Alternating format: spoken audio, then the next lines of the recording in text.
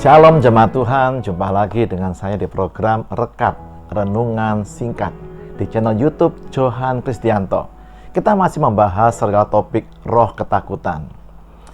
Kali ini saya akan mengajak Anda untuk menganalisa dan merenungkan dalam hidup ini siapa semestinya yang takut, kita atau iblis?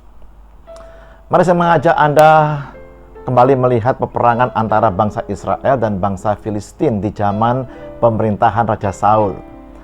Setelah selama 40 hari Goliat mengintimidasi dan kelihatannya berhasil meneror seluruh bangsa Israel, tiba-tiba Tuhan memunculkan seorang remaja yang berprofesi gembala domba untuk membalikkan intimidasi dan teror tersebut.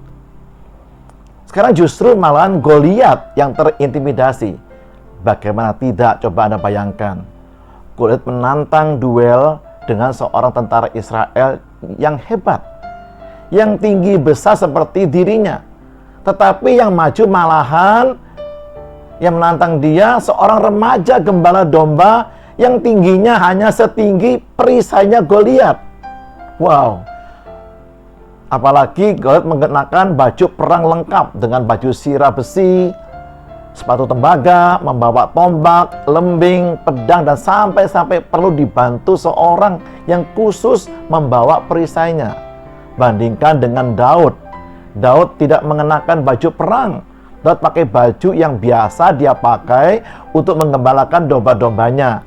Demikian juga dengan senjatanya, yaitu tongkat gembala, umban beserta 5 buah batu di kantongnya. Sampai-sampai Goliat berkata seperti yang ditulis di kitab 1 Samuel 17 ayat 43. 1 Samuel 17 ayat 43. Anjingkah aku, maka engkau mendatangi aku dengan tongkat.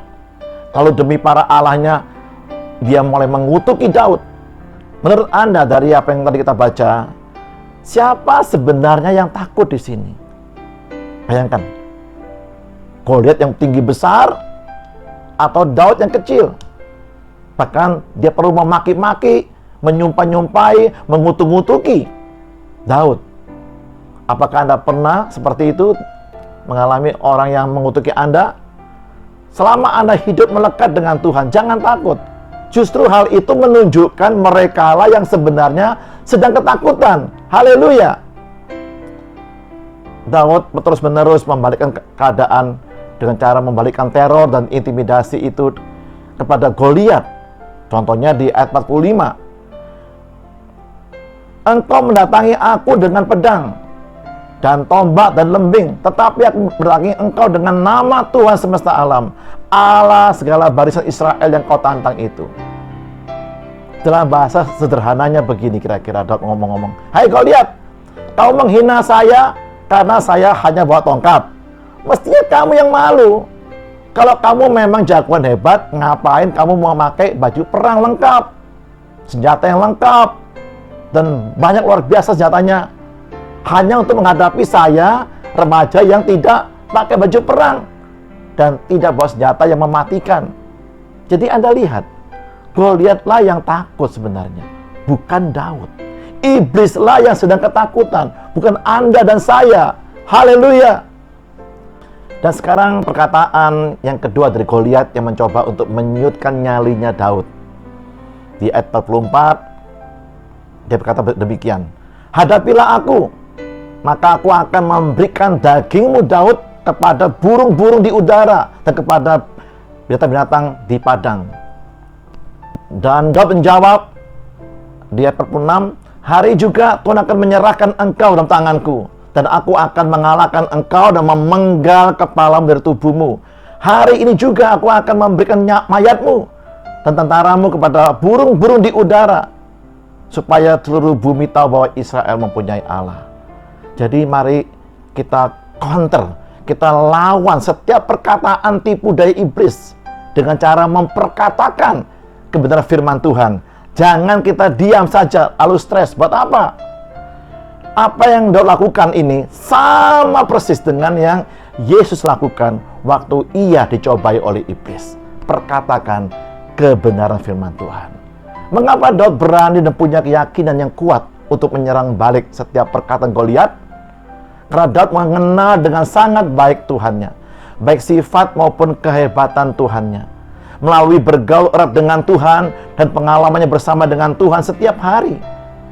Kita tidak perlu tahu secara detail musuh kita, asalkan kita tahu dan kenal dengan sangat baik Tuhan kita, itu saja cukup buat kita.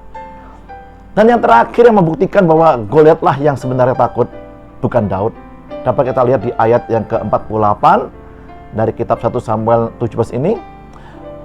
Ketika orang Filistin itu bergerak maju untuk menemui Daud, maka segeralah Daud berlari ke barisan musuhnya untuk menemui Goliat itu.